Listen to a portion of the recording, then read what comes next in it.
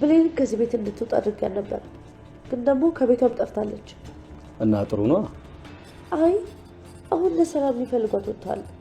ደግሞ ታውቃለህ እኮ ሚስጥራችንን ሁሉ ታውቃለች። ዛሬ ራሱ እኮ ለሰላም ደብዳቤ ጽፋ ልሰጣት ነበረ። ምን ብላ? በሌላ ሰው ስም አድርጋ እኔ እሷ ልጅ እንዳልሆንኩና ሁሉንም የምታውቀው ሚስጥር ልትናገር ነበረ። ደግነቱ ግን ደብዳቤውን ሰላም ሳታነበው እኔ ደረስኩባት። እሺ ስለሱ አታስቢ። አሁን የት እንዳለች ታውቂያለሽ? አይ አላውቅም። ከእናቷ ጋር ተጣልታ ነው የወጣችው።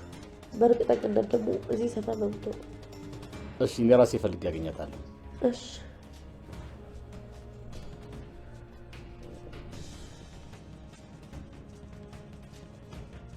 ሄሎ፣ ጨረስክ? አሁኑኑ ፎቶ ልክልሃለሁ። እዚሁ ዘፈን ነች፣ ፈልግ አግኛት። ከዛ በኋላማ እንደፈለክ አድርጋት። ጨርሻለሁ።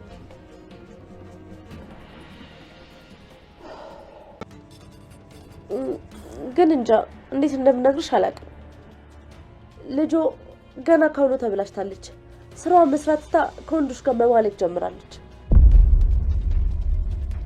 አንቺ ውሸታ ደግሞ በዚህ መጣሽ? እናቴ እንዳታምኛት። ይቅርታ አድርጊልኝና ልጅሽ በጣም ጨዋ ትመስለኝ ነበረ፣ ግን በጣም ባለጌ ናት። ካላመንሽኝ የልጅሽን ጉድ ባልሽ በብረቱ እዩ።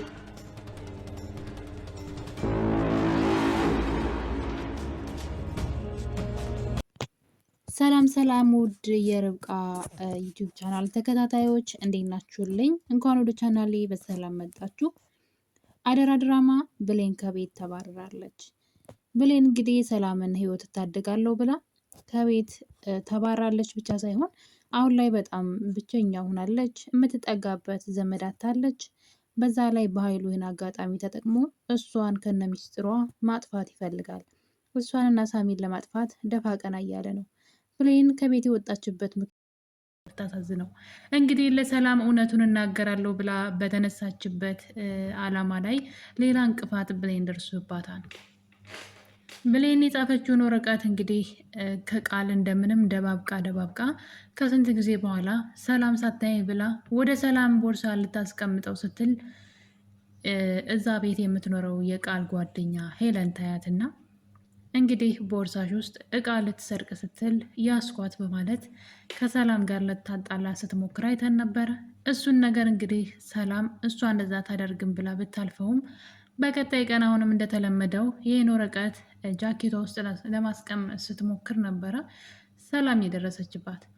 ሰላም እንግዲህ ከደረሰችባት በኋላ ምን እያደረግሽ ነው ስትላት፣ አንቺ ሌባ፣ ትላንትና ሄለን ስትነግረኝ ማመን ነበረብኝ፣ በጣም ባለጌ ነሽ ስትላት፣ እንግዲህ ብሌን እንደዛ ለማድረግ ፈልጌ አይደለም፣ እኔ ሌባ አይደለሁም በማለት እየተርበተበተች እያለ የያዘችውን ወረቀት ሰላም ተነጥቃትና ይሄ ደግሞ የምን ወረቀት ነው?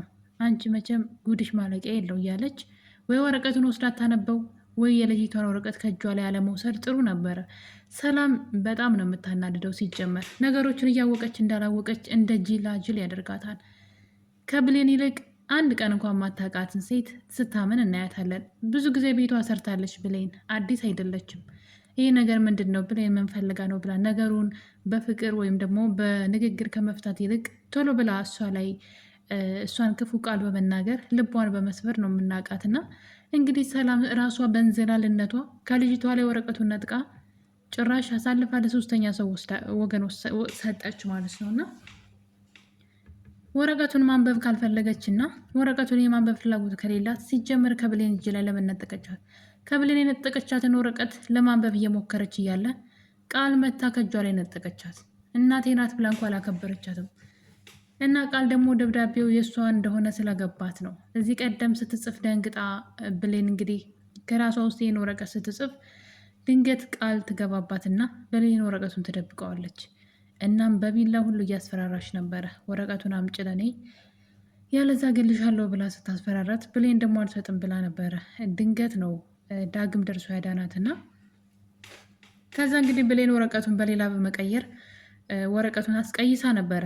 ቃል ድጋሚ እንዳትጠይቃት ስለ ወረቀቱ ሌላ ወረቀት አዘጋጅታ በመያዝ ቃል ደግሞ በድጋሚ ወረቀቱን ትነጥቃትና ስታየው እንግዲህ ስለ ዳግም ነው የጻፈችው። ዳግምን እንደምትወደው ብቻ የፍቅር ደብዳቤ ነበር የጻፈችውና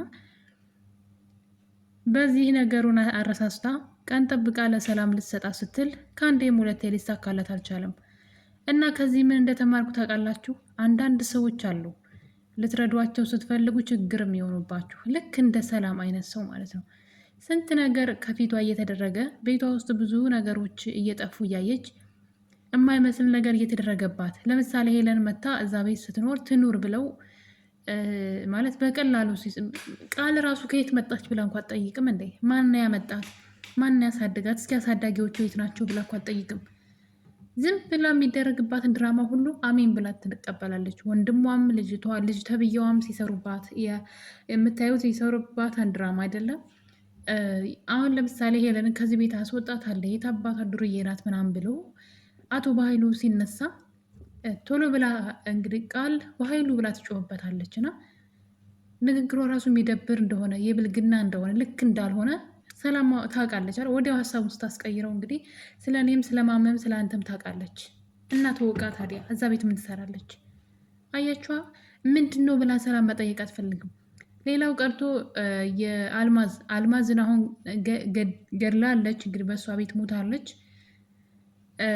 ነገር ግን ቃል ናት እንደዚህ እንድታደርጉሉ ያደረገቻት አይደለ?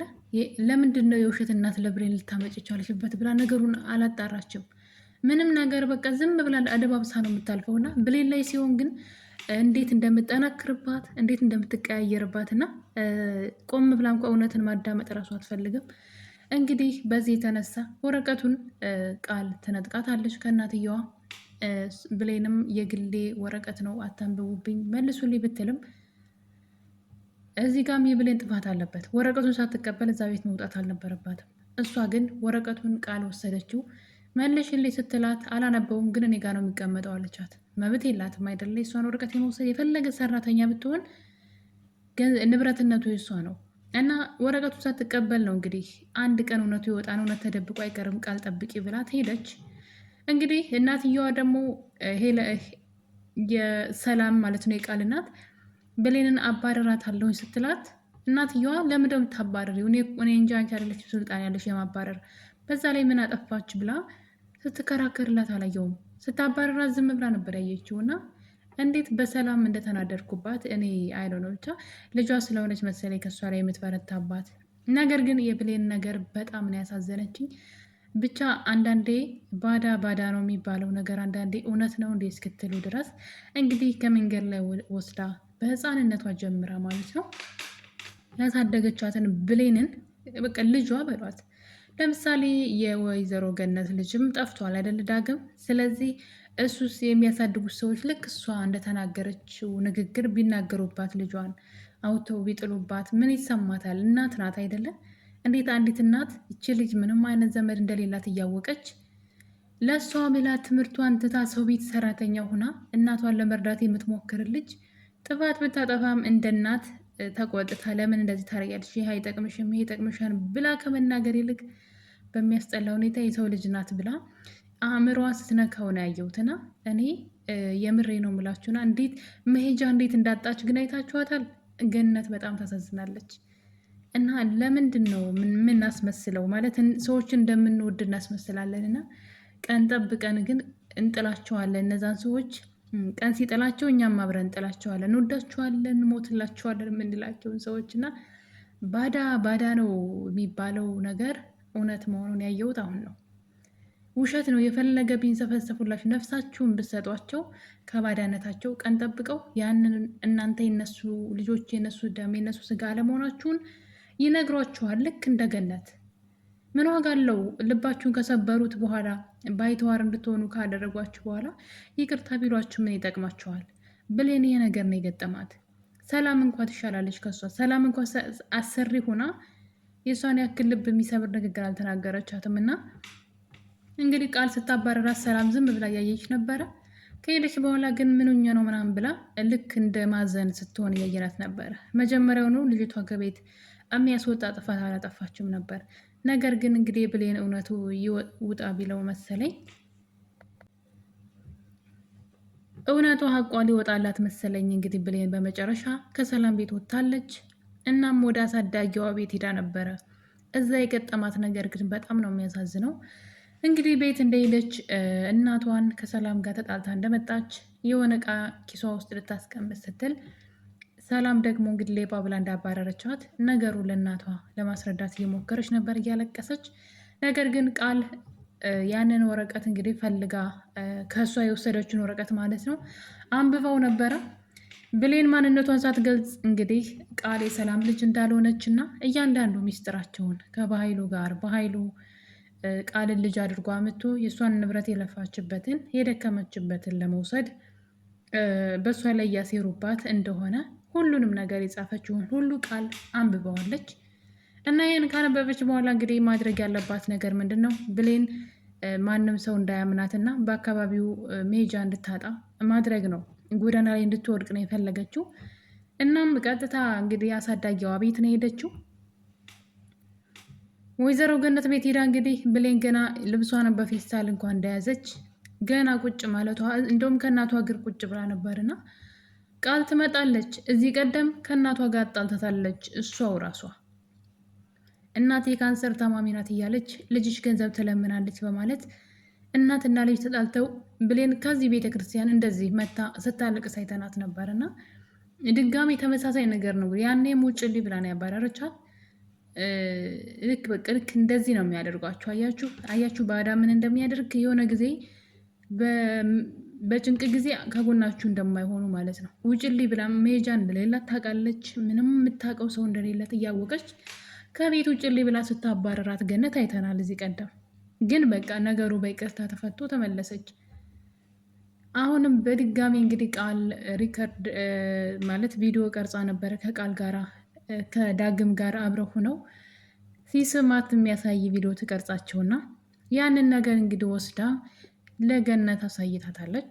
እሱ ብቻ አይደለም ከእናቷ ኪስ ልትሰርቅ ስትልም እንደተያዘችም ጭምር ለገነት ስትነግራት እንግዲህ ገነት የሚያስጠላ ቃል በመናገር የሰው ልጅ ናት የኔ ልጅ አይደለችም በማለት እንግዲህ ቅስሟን የሚሰብር ነገር ብሌንን ተናግራ ከቤት አባራታለች። ብሌን በእንባ ከቤት ወጥታ ሄዳለች። እና እንግዲህ ከዚህ በኋላ ነው የብሌን ፈተና የጀመረው። ከቤት ከወጣች በኋላ እንግዲህ ምንም የምታውቀው ማንንም ሰው አታውቅም። ከአሳዳጊዋ ውጭ የምታውቀው ነገር የለም። እና ቤተክርስቲያን ሄዳ እንግዲህ ስታለቅስና መልካም ነገር ለማድረግ ሞክራ ምን እንደተከፈላት እንግዲህ ለፈጣሪዋ ስትነግር ነበረ። እና ያው እንግዲህ መልካምነት መልሶ ይከፍላል በሚለው ያው ለእሷ መልካም ሊሆንላት ስለሆነ ነው በእርግጠኝነት እንጂ ሰላም ቤት የሚያስወጣ ጥፋት አጥፍታ አልነበረም። ነገር ግን የእሷ እውነት ሊወጣ ይችላል ከዚህ በኋላ። እናም እንግዲህ ብሌን ከቤት ከወጣች በኋላ ቤተ ክርስቲያን ሄዳ ጸሎት አድርጋ በፌስታል ልብሷን ይዛ መንገድ ለመንገድ ነበር ስትንከራተት የነበረውና የምር እስኪመስለኝ ድረስ ነው እኔም ባይ የመጣውና የምር በቃ እስኪመስለኝ ይሆናል አይደለ? ማንም ዘመድ ብላ ማንም ጋር መጠጋት አትችልም። ለአንዴ ማለት ለማረፊያ እንኳ ቁጭ የምትልበት እንኳ ቦታ የላትም። እና ምን ያክል ብቸኛ እንደሆነች ምን ያክል ዘመድ የሌላት እንደሆነች ሰላም ልጇ እንደሆነች ስታውቅና እንደዚህ ልጇ ተንከራታ እንደነበረ ስታው እሷ የተደላደለ ላይፍ እየኖረች የእሷ ያልሆኑ ሰዎችን ሰብስባ እያኖረች የእሷ ልጅ መንገድ ላይ ስትንከራተት ማረፊያ ያታ ማለት ነውና በጣም ነው የተሰማኝ የምር። እና ወይዘሮ ገነት ያደረጉት ነገር እንደዚህ ማድረግ ማለት በቃ ምን ያክል አሁን ብሌን ልብ ውስጥ ወይዘሮ ገነት ወታለች። ማሳደጉ ብቻ በቂ አይደለም። ከልብ ማለት ይህ እንደዚህ ቀን ጠብቀው እንደዚህ ልባችሁን የሚሰብር ቃል የሚናገሯችሁ ከሆነ ምንም ዋጋ የለውም። ያደረጉት ነገር ሁሉ ባዶ ነው፣ ፍቅር ስለሚበልጥ ማለት ነው። እና የተናገሯት ንግግር በቀላሉ ከብሌን ልብ የሚወጣ አይመስለኝም።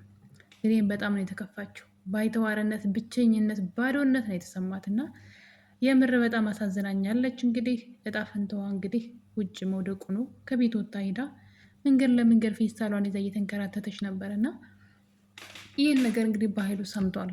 ቃል እንግዲህ ከዛ በፊት ግን ዳግም ወደነ ብሌን እናት የብሌን አሳዳጊ ገነት ጋር እናቱ ጋር ይሄዳል ማለት ነው። እሷ ደግሞ ያየችው ቪዲዮ ስለነበረ ገና ሲመጣ ነበር አንቋሻ ያባረረችው።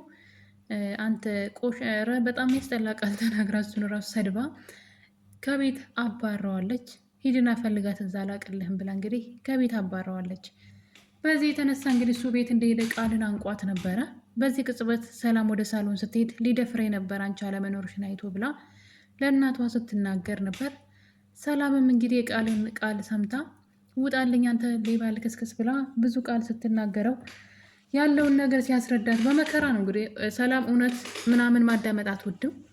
በጣም ጭፍን ሰው ናት። በጣም ሲበዛ ማስተዋል የሚባል ነገር እንግዲህ እያየውባት አይደለም። ብታስተውል ኑሮ ልጇ ያን ሁሉ ጊዜ አብራት እየኖረች እና የብሌንን ታሪክ እያወቀች የማናት ልጅ ብላም ለመመርመር እና ቃል ልጇ ለመሆኗን በብዙ ነገር ማወቅ ትችል ነበረ። ነገር ግን እሷ በፍጹም አይኗን መግለጥ አትፈልግም። በዚህ የተነሳ እንግዲህ የገዛ ልጇ አሁን ላይ መንገድ ለመንገድ እየተሰቃየች ትገኛለች። እናም ቃል ያደረገችውን ነገር ሁሉ እንግዲህ ዳግም ለሰላም ነግሯታል። ሰላም ይህን ነገር ከሰማች በኋላ ብሌንን ለመፈለግ ከዳግም ጋር ከቤት ወጥተዋል። ከረፈደም በኋላ ደግሞ እንግዲህ የብሌን አሳዳጊ የሆነችው ገነት ማለት ነው ወይዘሮ ገነት እንደገና ቆጭቷት እሷን ፍለጋ ወጥታለች። ምን ዋጋ አለው? ልቧን ከሰበረች መጥፎ ቃል ተናግራ ባዳ እንደሆነች ከነገረቻት በኋላ ፈለገቻት አልፈለገቻት ለብሌን ምንም ነው ምንም። እና እንግዲህ በዚህ መሀል ግን ብሌን ሌላ ችግር ገጥሟታል። አቶ ባይሉ አሁን ላይ መንገዱ ላይ እንቅፋት የሚሆኑ ሰዎችን እያስወገደ ይገኛል። ከነዚህ መካከል እንግዲህ አንዷ ብሌን ናት ምስጢራቸውን የምታውቅ፣ ሁለተኛው ደግሞ ሳሚ ነው። ሳሚን እንግዲህ በሰው አስደብድቦታል። በዛ ላይ ለቃልም እየተዘጋጀላት ያለ ይመስለኛል። ሌላው ግን ሚስጥራቸውን ሁሉ የምታውቀው ብሌን ደብዳቤ ጽፋ ለሰላም ልትሰጣት እንደነበረ ቃል አቶ ባይሉ ስለነገረችው በሱ ሰዎች እያስፈለጋት ነበረ። እነ ሰላምም ሊፈልጓት ሁሉም ሰው ሊፈልጋት ቢወጣም ብሌንን ነገር ግን ቀድሞ ያገኛት የአቶ ባይሉ ሰው ነው። እናም እንግዲህ አንድ ጥግ ስር ተቀምጣ ብቻዋን እያዘነች ድንገት መቶ ሲያፍናት እያየን ነው። እንግዲህ ብሌን ከታፈነች ነገሮች ሁሉ ወደ ሌላ አቅጣጫ ፖሊስም ሊገባበት ይችላል ብዬ አስባለሁ። እና ውድ ቤተሰቦቼ እንግዲህ አደራ ክፍል 33 ላይ ምን ተማራችሁ? ምን እሳያችሁ? እውነት እንደዚህ ባይተዋርነት እንዲሰማን የሚያደርጉ ሰዎች፣ የሚወዱን የሚመስሉ ሰዎች ግን ልክ ነው ወይ? ማለት የትኛው ይበልጣል? የምር ከልብ መውደድ ከልብ ካልሆነ ግን ቀን ጠብቀው እንደዚህ እንግዲህ ክፉ ቃልን ተናግረው ልባችን ይሰብሩታል። እና ገነት ያደረገችው ነገር ልክ ነው? ብሌንስ ከዚህ በኋላ ለወይዘሮ ገነት ጥሩ እንደ በፊቱ እንደ እናት ትወዳታለች? ውስጧ ይቀበላታል? ከፍትፍቱ ፊቱ እንደሚባለው እና ትልቅ ነገር አድርጋለች፣ ያሳድጋታለች። ግን እንዴት እንደዚህ አይነት ቃል ተናግራ ምንም የሌላትን ዘመድ የሌላትን ልጅ ከቤት አስወጥታ ታባራታለች? እና ለዛውም በመንደር እንዴት በምትጠላት ልጅ ወሬ ማለት ነው እንዴት እንዳስደሰተቻት ያችኛዋን የእሷን ጥላቶች አስደስታ ልጇን ከቤት ማባረሯ ምንም አልተዋጠልኝም። በዛ ላይ ንግግሯ እና እንግዲህ በቀጣይ በክፍል 34 ላይ ምን ሊፈጠር ይችላል የሚለው በጣም አጓጊ ነው። ብሌን እናቷን ማወቅ አለባት። እስከዛው ድረስ ቸር ቆዩልኝ።